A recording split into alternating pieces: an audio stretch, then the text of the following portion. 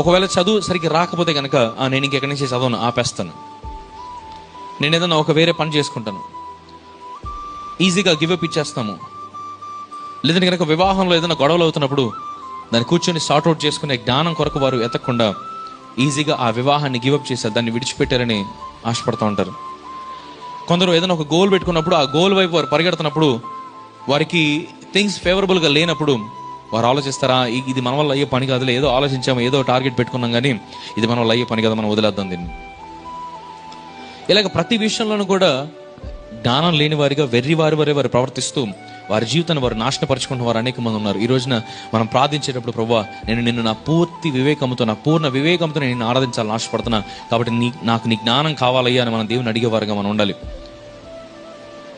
ఒకవేళ ఏదైనా సరే మనం బద్ధకంగా కూర్చొని మనకి ఏదైనా సరే మన దగ్గరికి రావాలి అని మనం ఆశపడితే కనుక అది ఎంత మాత్రం కూడా సరైన విధానం కానే కాదు.